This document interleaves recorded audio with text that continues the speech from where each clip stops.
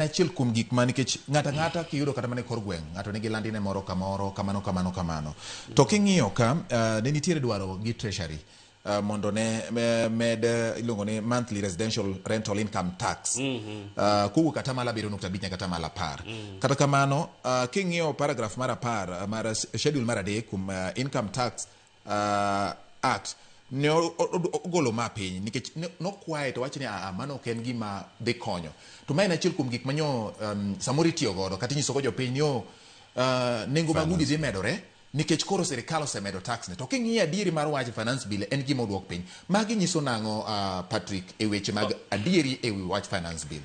Owadwa George. Yes. Ayie adwoki chien matin.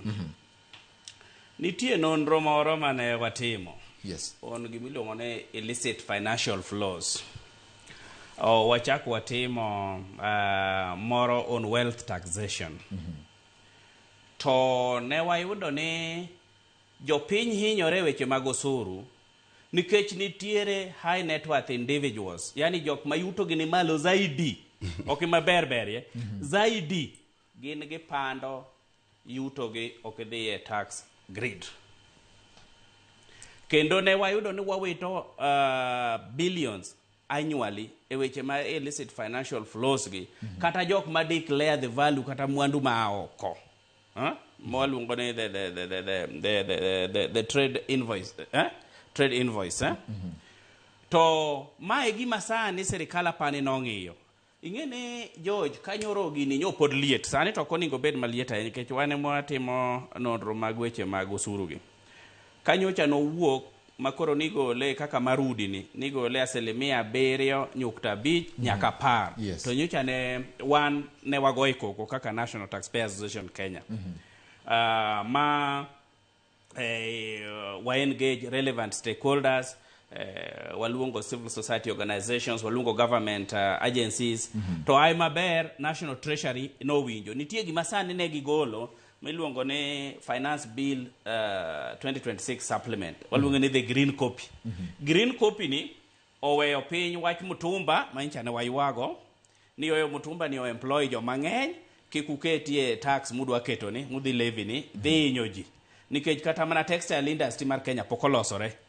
Of course ne wa support usuru no to ing'eni pokwa bedo ready kech kota waneno ji poko puro pamba mang'eny kembni ma pod loso lewni gine makani be potin yuto ma jo Kenya betin ng'ama bodhi twang'o sut 20,000 onge to nyalo dhi mutumba pod oyudo sut to dhigo kuma dhiye. Yes. Koro nyo wawacho ni oyo watime in first approach ma sirikal no winjo to mar tax mar udi be ne drop gima nyo ma dhi timre ni ineno Nairobi ka kisebedo kiwuotho wan joma osomo weche mag uchumi kaka Odhiambo be kiwuotho to nyaka ing'i surrounding mari iyudo ka apartments joji chake kawuono to ma dwe mar 5 by dwe mar 8 osegik floor 20 rumo pesa ni okete kanye tena ni okoene circulation mar government oonge okagimanye giyude. Koro wan wa support ni gino ningo time in first approach giket gimoro ne clusters kopone kata treasury pod wadwoke gikete clusters. Koro ng'amodak Kariobangi weketo ne 10%. Ng'amodak Mudhaiga manyalo dhi chulo 1,300 per month. Kata ng'ama ni Manyata. Kata ng'ama ni Manyata Kisumu. Oketni atamala 10. Atamala 10 ang'o chulo na to kata gimocham kata kabejo konya ng'iewe ot. Yes. Koro nyo wawacho ni awa ujo jodalawa pesa wang'eyo ni wadwaro mondo wachok pesa gimwaluongo ni domestic resource mobilization. Ing'eni gimineno finance bill ni wacho. Tere ni jo Kenya watwe euro kanda mondo awe olo gope mang'eny mondo wamany kaka wachoko pesa wawegi mana kaka pinje mamoko almost 70 or 60% mondo miki koro wadwa hol pesa ahinya. Koro mar rental tax ni nini? Mar income tax, rental income tax ni. En nyo wa support go to mane nyo bedo gima very hot. Aita neno ka treasury odwoke mana 7.5%. To kata 7.5% pod ne wakwayo treasury kendo ma kiny na ketie members of parliament of though even though koro onge sani oningo med duoke gi team stakeholders and public participation duoke kata ko kamano to gikete first approach. Koro kidak Kayole ukiket ni maala nyaka ng'ama odak Lavington, ng'ama yuto no dak Lavington ket ne 7.5% maximum, then ichaki nyalo keto jomoko 4. Mondo joma ng'eny owelal especially landlords. Koro chakre Kitui kocha, Wajia, idhi Migori koru kocha, idhi Gwasi Wakucho, but Gwasi Wakucho podonge rentals maji daki.